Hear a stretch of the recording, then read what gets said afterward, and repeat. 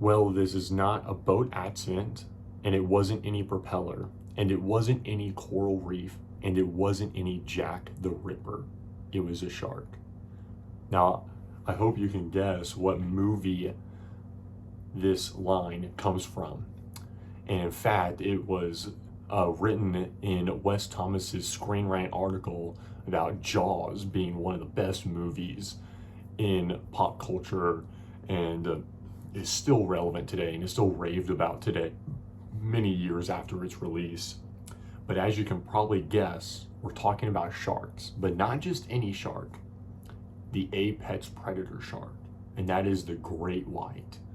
So right now, I want to tell you about why the great white is the apex predator, not to convince you, but just to give you some information about it because it's so interesting, and I hope it's interesting to you as well.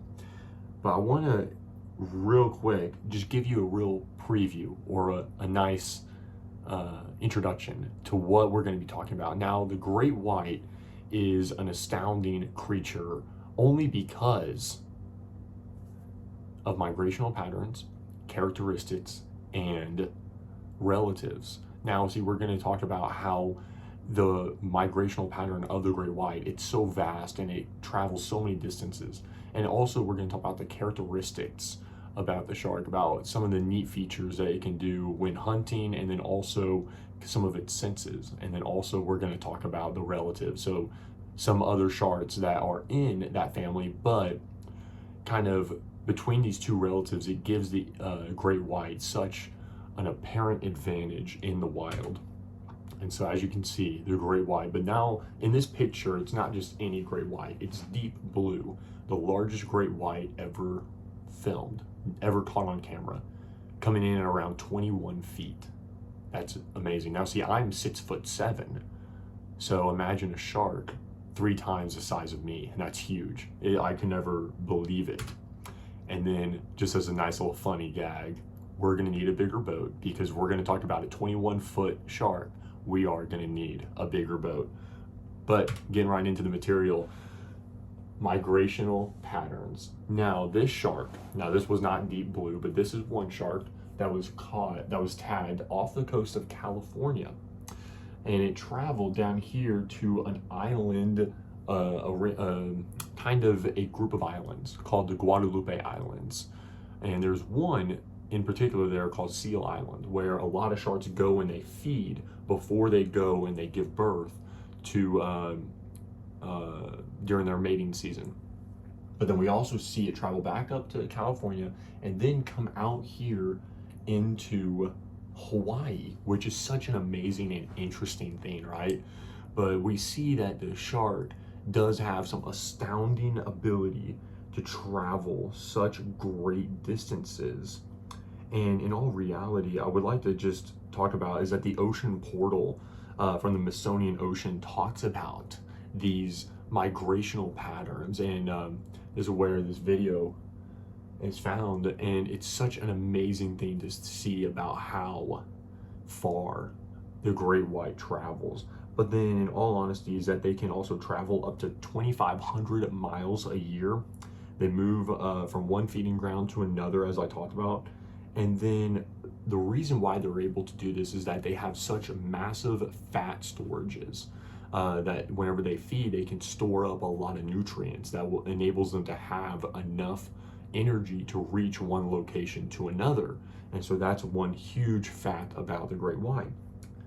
But then moving on about characteristics, now it does not have the characteristics of Bruce here, does he? No. In fact, Bruce, whenever he smells blood, that is true, is that a shark can smell blood, a drop of blood out of 10 billion drops. However, it's not human blood. They're not attracted to human blood, only fish blood. So Bruce is right that whenever he smells fish blood, that's what they really enjoy. And that's what we see within MontereyBayAquarium.org, is that they talk about this idea of how they can sense this much blood in this little blood in it. But then they also have a great, incredible sense of hearing. Now they use sonar in particular, where they receive vibrations and they can sense exactly where the vibrations are coming to and pinpoint a fish or object that might be thrown into the water or a fish that could be injured.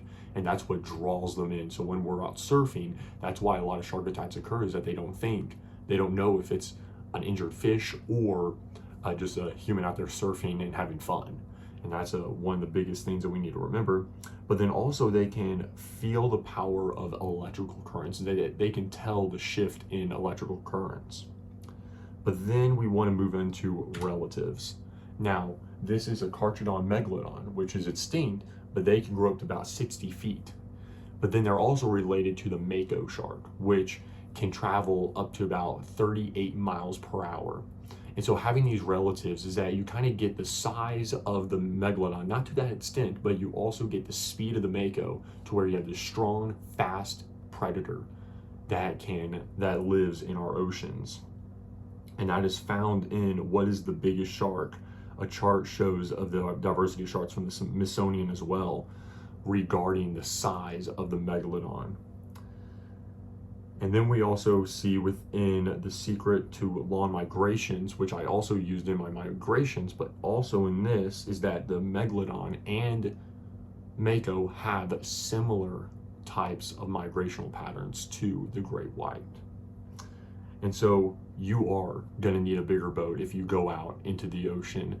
And that is a little taste of what the apex predator, the great white, truly is all about. All right, now we're going to enter into our sort of Q&A session. Now, I will say is that I do have one question. Why do sharks travel so far? Okay, so why do sharks travel so far? Well, sharks travel very far because, in fact, of currents, is that as the year goes on, is that you see changes in water temperature. That's what we're seeing with a possible climate change, is that in recent years, sharks, great whites in particular, have been traveling north along the west coast up to even states of Oregon and Washington, which were once thought to be too cold for the great whites. However, because of that climate change, because of the warmer water up there in these northern states, sharks are traveling more north now. And that's the same thing with anything. As the year goes on and as the water temperature changes in the southern hemisphere to the northern hemisphere, the sharks follow along that same type of movement, circular movement that allows them to feed and also mate and also live their lives in a comfortable environment. So that's a couple reasons why the sharks migrate in the way that they do.